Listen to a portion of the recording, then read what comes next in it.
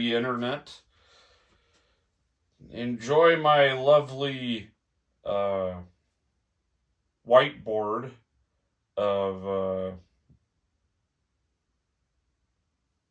facts and reason. And today we're going to be analyzing if this thing wants to um, work with me.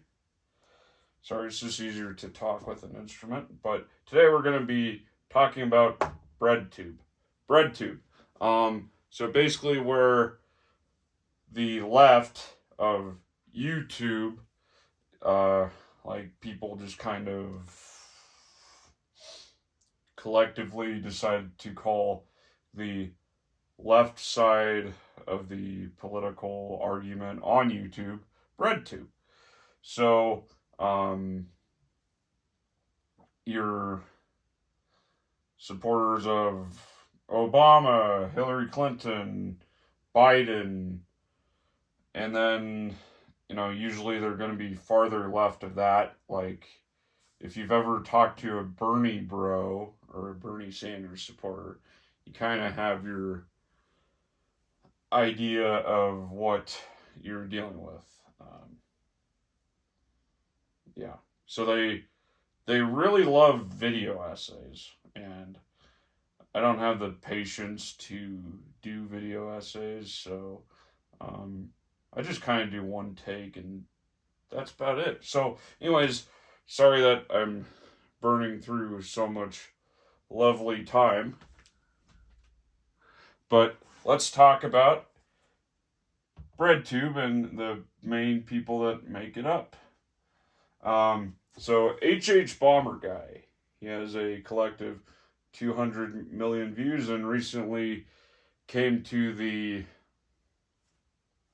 forefront with his plagiarism and YouTube and kind of tear down of James Somerton and the internet historian and other people. But I am very much on the left, and this is just kind of like my part of this video is saying that it, to me, seems like a lot of BreadTUBE could be described as standoffish or very, I'm better than you or whatever you want to say. Like, I'm trying to look at this from a objective or almost on the right side or the right side of this political divide, right? So like I kind of came up with like different descriptions of, I guess, how they could be perceived. So I would argue that Bomber Guy could come off as overly preachy, very sarcastic. I would say, most people would describe him as that, at least. Kind of, haha, I got you. I don't know, but I don't know. Some of his videos that I liked, like obviously I watched this one like 4 to 5 times, the plagiarism on YouTube. He did this Roblox one. I think it's Roblox_oof. They're all falling apart. And this video is falling apart. Ha ha ha. I bought too many of these. But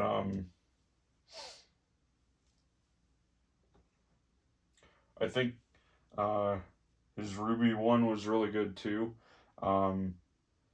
But I would argue a lot of people don't like his content because I would say that he makes his videos too long.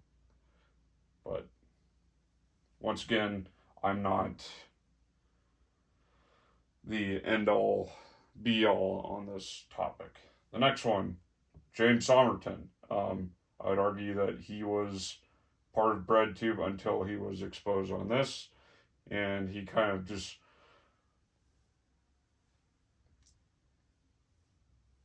blew up his channel, Patreon, everything. Just massive. Basically, had a plagiarism scandal. His channel is still up.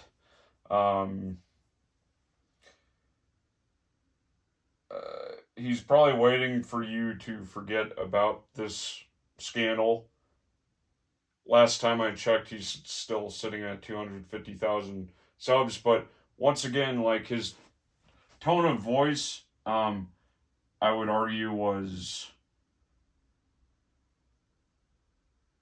kind of, I know better than you, and turns out it was just plagiarism. But anyways, like, I don't know, the Attack on Titan one, I might do like a video in that in the future about my own review of Attack on Titan. I actually have like a Nintendo Switch game that I accidentally bought twice for Attack on Titan, where you get to make your own character. And, I don't know. Okay, moving on.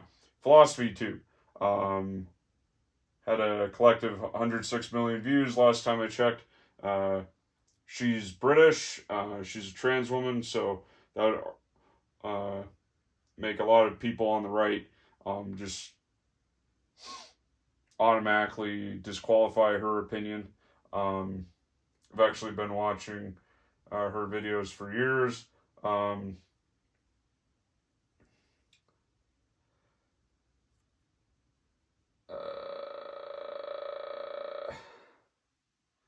would argue that the tone of her videos is like philosophizing at you and like why that would why you should do it, or why you should be a certain way or act a certain way, and it very much seems to be like Innuendo Studios will touch on this. I would really recommend you watch his channel. He's really good. But basically, that you're by being on the left, you're getting the moral victory over the right. I still watch all of her videos, and I kind of don't like one of the most recent one where she's just like, "Dear men," like if we're trying to break down like stereotypes and whatnot, it's not. I'm not trying to make the argument not all men, but like it's very to me. What's the word? It's very talking down to, and like you're probably gonna lose a lot of listeners or potential listeners just by doing it like that. But anyways, maybe I already said this, but she has 106 million collective views, and then we get to another trans woman, ContraPoints, with a collective 94 million views. I would argue that she puts out a lot of her personal beef. I think she does make really good video essays, and also hates J.K. Rowling, which I grew up reading Harry Potter, but I don't really like J.K. Rowling now, obviously, because that's kind of like part of the party line, right? Never did anything to me, but when your allies are who her allies are on like Twitter, that's probably not the best look to have without self evaluating why these people are supporting you, right? Like no matter what, she's always going to have a big platform, and I would argue you should use your platform better than trying to beat down on a already misunderstood um, group, right? So the next one is Big Joel, 83 million. I would say comes off as aloof to me. I think my brother would actually really like him, but he doesn't seem to upload a lot, and it seems to be very random. I remember a recent one where it was like 300 versus Twitter, where he was just going over a old tweet of his that got a lot of people that enjoyed the movie 300. It triggered them to appropriate a word that the right or the red pill uses. Um, but yeah, he still has a collective 83 million views, so not terrible. Um, Innuendo Studios. I would say that he is arguably de-radicalized the most. I wouldn't say he comes off as preachy. He actually seems to want to actually understand and talk to the opposite side. He has a collective 41 million views. He's probably my most favorite person out of all these people, besides like Some More News or Sam Cedar. The Majority Report was Sam Cedar.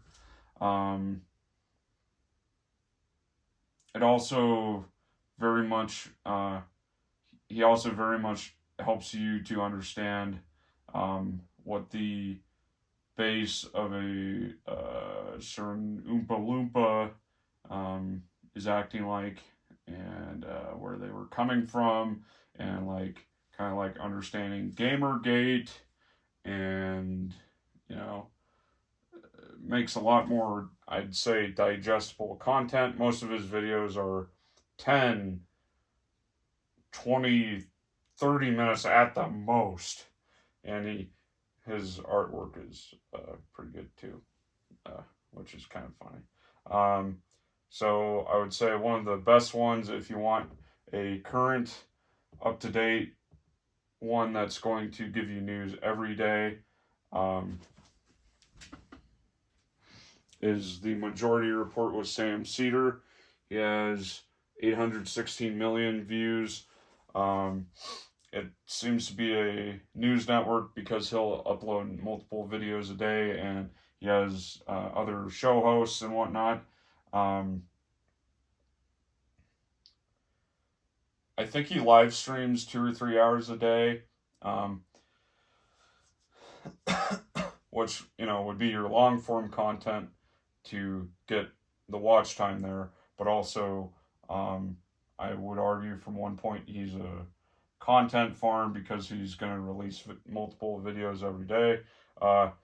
One that if you want a Bernie Bro equivalent to Sam Cedar that's more controversial, I would say the Young Turks. I watch some of their videos too. To me, one of the more hilarious episodes with them is where their main host was at, where was he? But anyways, he got into a beef with what is it? Alex Jones, the frog guy. So another, I didn't look up his, 816 million views. So good.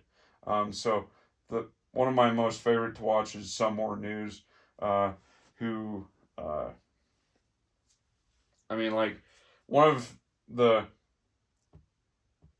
he has a fiery passion about him. His name is Cody Johnston, and his co-producers, Katie Soul and Warmbo,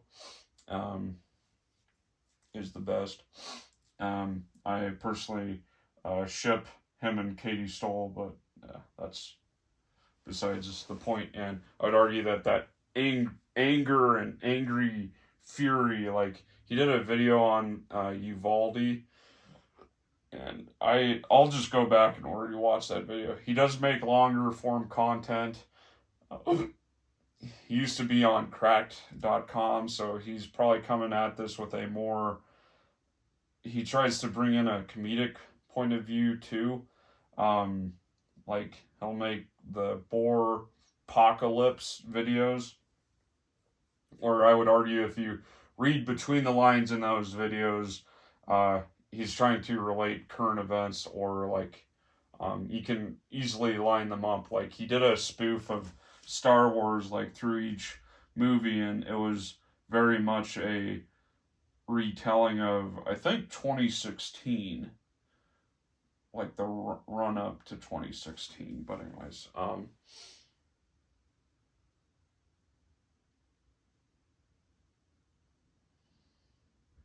he also really tries to focus on current news.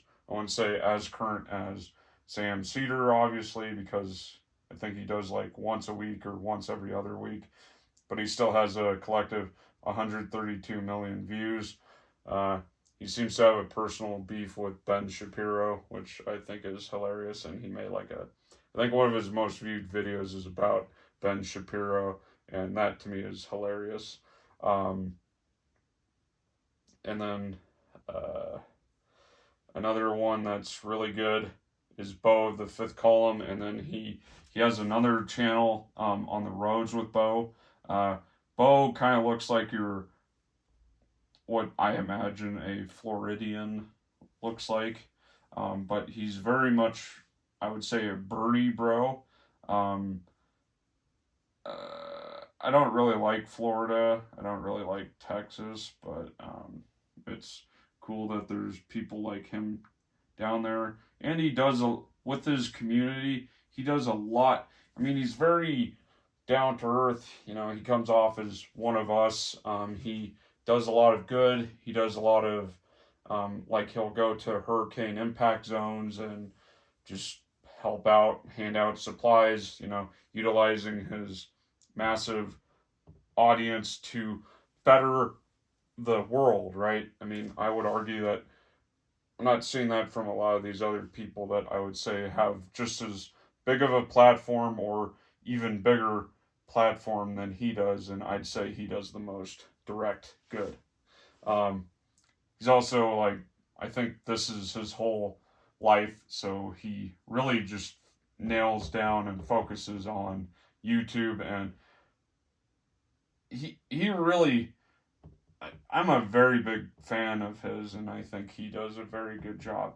But anyways, his videos have a collective 502 million views. He never says his own personal views. I would argue that he's looks like a hillbilly, but he's still liberal. Very much a Bernie bro, if you ask me. And he lives in Florida, kind of like the down by the river, and you should go watch him, or at least watch his On the Roads with Bo. Um, I don't really have anything bad to say about him. I guess the main thing is I don't like how he names his videos, because it makes it very confusing to know what the video is actually about, unless it's very current, like that day. Like if you go back and like try to find a video about Uvalde, it's going to be, where he was giving his opinion on it, it's going to be very hard to find, or it's going to be harder to find than like if you were looking at some more news or the Young Turks or something. I don't know. So he has a, I think I already said that, but he has a collective 502 million views. And then the A Ton Shay films, Checkmate, Lincolnites, which I was just watching his Sherman's March video today, and he has 379,000 subs and a collective 59 million views on his channel, and I guess he grew up in the South, and that's why a lot of his videos seem to focus on the Lost Cause myth and the Confederacy and whatnot. So it's a very focused topic, right? As opposed to like what a lot of these guys are making videos about very not niche topics like I was saying, like with Big Joel or HH Bomber Guy. You're going to get a video every 3 or 4 months, but it could be on almost any topic as long as it relates back to BreadTUBE. So, yeah. Now I guess I should name the most important part of this is what's it called? I guess you could call it Red Pill YouTube, but I just thought of some names that I'd like to go over at some point in time, I guess. Ben Shapiro, Jordan Peterson, I think his quotes are hilarious, and he just kind of drones on and on and on, and it's like takes a while to like drag it out of him about like what he's actually trying to say. Steven Crowder, I do not like him. Bill Maher. Fox News, I have obviously Breitbart, Tim Pool, War on Info, Joe Rogan, and You Tell Me. ... And remember to subscribe and like this video if you liked it. Dislike it if you disliked it.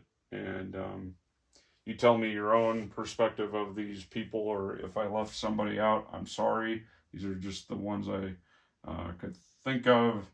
And obviously I don't have endless amounts of room on this whiteboard, but yeah, thanks for watching, guys, and it's like a blizzard outside, so yeah, I guess I'm gonna go watch a movie. So yeah, thanks for watching. Bye.